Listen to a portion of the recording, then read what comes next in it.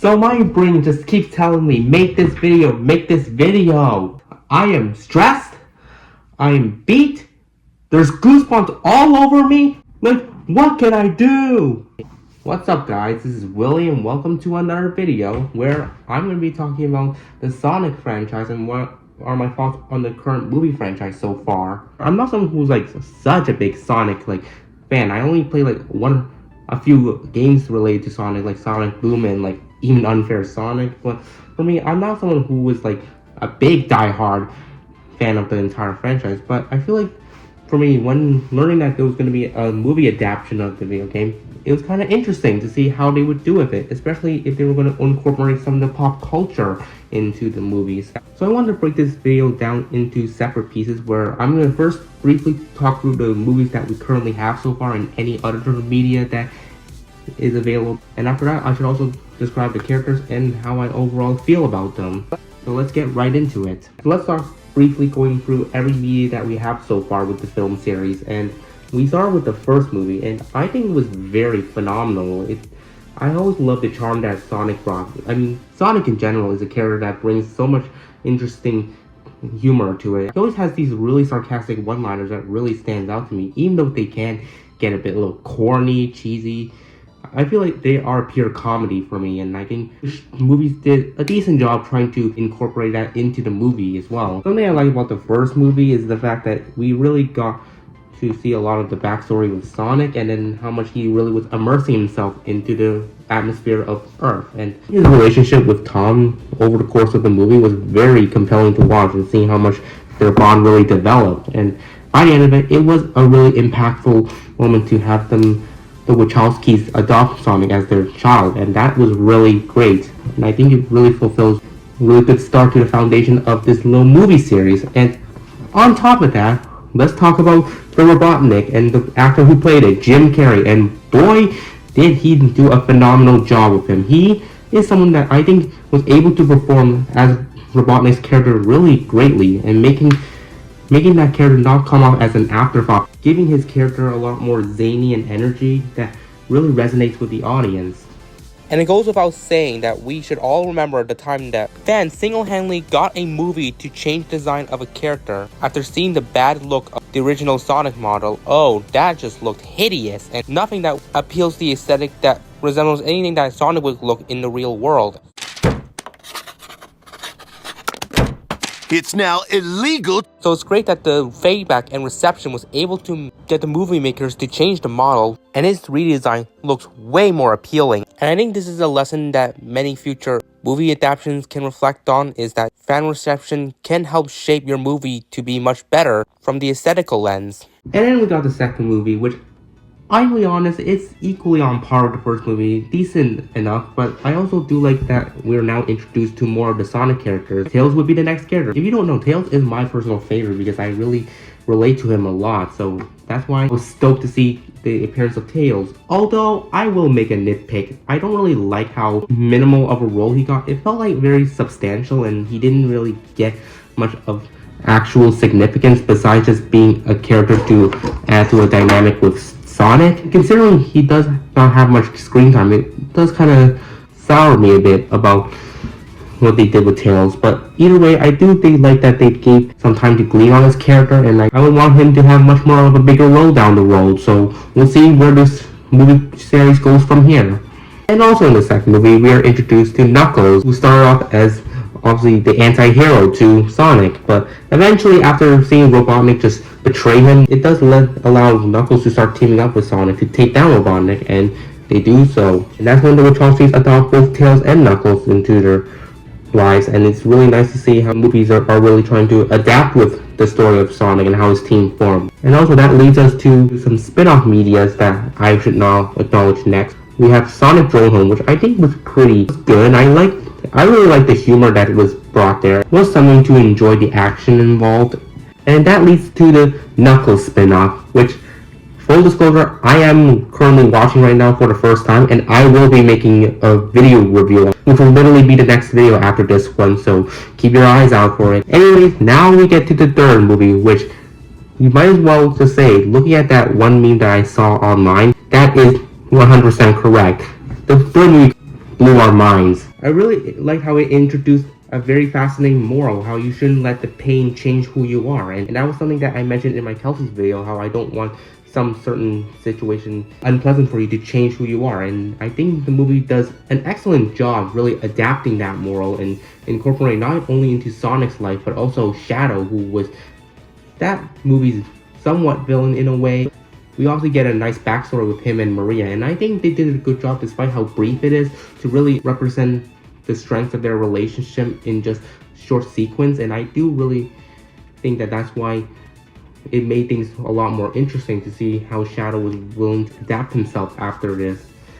And I think the scene between him and Sonic on the moon talking about their issues was very empowering, and it really feels like something that greatly made the movie stand out a lot because of this one moment. And seeing something like this kind of makes me go back to some video games that I know did something similar like this, in terms of like, don't let pain change you, because if you try to do so, you're just going to be seeking revenge, and there is no winners in revenge. I'm going to make a very controversial opinion, but a game like The Last of Us 2 did something like this, where the main character wanted to have revenge on someone else, but if they just did so and they succeeded, that's just going to continue a cycle, and you just don't win if you have revenge. Yes, I know the game is not that great, but still, I feel like it tells that kind of moral, and I think the movie does a spectacular job really interpreting the meaning of those themes. Now, obviously, it doesn't come with its flaws, where, I'll be honest with you, I don't really like how minimal, once again, Shadow got, because if you really wanted to make him such an impeccable force, at least give him more time to shine. I feel like, for me, that's what I feel like the flaws are in general with this movie, where I feel like they sometimes meander about with certain scenes. Like, even the second movie, which I forgot to mention, like, there's obviously this wedding scene that kind of drags out the movie a bit. Although it does have some fun character moments, especially how tense it gets, I do feel like it goes on way too long. The movies in general kind of has these issues where they meander about, and just to pad out some time, even though it's not really as necessary to the main plot of the story, it just feels like a side plot that doesn't really amount to much. But overall, I do feel like I have fair confidence that the series can stay as strong as it is, and it gives me hopes for the fourth movie, especially now that we get a glimpse to who the next character is going to be, Amy Rose. Oh, I'm excited to see what they're going to do, and especially now the introduction of the Metal Sonics, it's going to be something. So we're just going to have to wait until 2027. Now, with all the movies being briefly explained, let's get to the characters. Obviously, I did just talk about Sonic, and I think the movies did an exceptional job making him really entertaining as possible, and I do really connect myself a lot with Sonic and his journey along the way. And yes, he obviously has flaws with himself, but it shows how much he's really aware of his flaws and willing to find a way to fix it, not only for himself, but for others around him. And that obviously leads to the second movie. After what Knuckles went through, a lot of betrayal, he was able to take some moment to really bond with Knuckles, to not only shape him to be much more better, but also gain an ally in him as well. And now they're friends for the rest of the movie franchise. So that's what I've been liking. And also, we talk about Knuckles himself. He's definitely an intriguing character, someone who does play a very vital role in the third movie, being like older brother figure to Tails and Sonic. And I think the moment between him and Sonic was where they kind of like went back and forth about getting the Master Emerald was very tense, but also seeing Knuckles knowing that just fighting with Sonic again just means that they're just going to relive their enemy days, and obviously being aware that he just didn't want to do it and just gave in and told Sonic the location of the Master Emerald. So I do really like that development in Knuckles. And then obviously Tails, my man, he honestly, even though I am shamed how small of content he's been getting, I still really like what they're doing with him in such ways where they really gave him such a complex relationship with Sonic. And considering his purity and innocence, he is a really interesting guy and having a lot of care, and I do personally find that very interesting.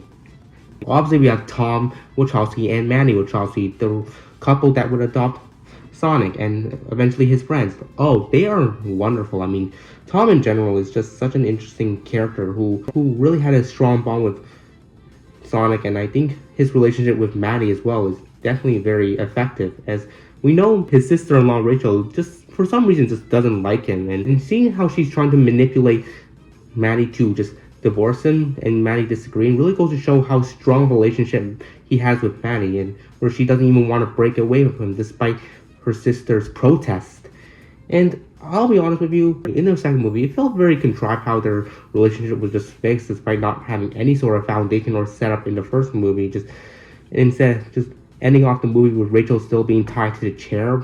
I don't know what it is, but I feel like if they did something like that, I think it would have established something that would make a lot more sense in that light. And that's where we get to Rachel, who I think Rachel is a very fun character as well, a very bombastic and boisterous character who I absolutely think her actor did an excellent job playing up her character. Although in the first movie, yeah, she's not that likable in ways where she just is very dismissive. I do feel like in the second movie, although kind of the same, I do feel like with some of her relationship with Tom being fixed in a way, she's able to really be helpful in assisting her sister in fixing the situation. I do like that aspect of them giving Rachel much more likability, and although she technically her character wasn't in the third movie, I still really like that Maddie played a hologram of her sister and continued to make her sister as entertaining as possible. And so this is why I feel like for me, characters like these are what I like, where they really develop their likability despite them seemingly not showing that potential initially. And to cap it all off, obviously we gotta talk about Jim Carrey's Robotnik, which I've already said my piece on it, but yeah, he makes the character stand out as possible. He adds a very lively energy to him as well. So, and especially in the third movie where we got to have some time to glean on Robotnik's character more, I feel like it really resonated with us a lot. Now let's end it off with the themes of the movies. Each movie brought a powerful meaning to them, where the first one, obviously with Sonic, now adapting to the environment of Earth, feels like it's kind of like building off this story about relationship building, since obviously when he first settled himself on the planet, he didn't really have much friends, but now that he met someone like Tom and Maddie, he's now started developing himself and learning about the society of the world. So it's definitely something that I think was very enchanting to watch.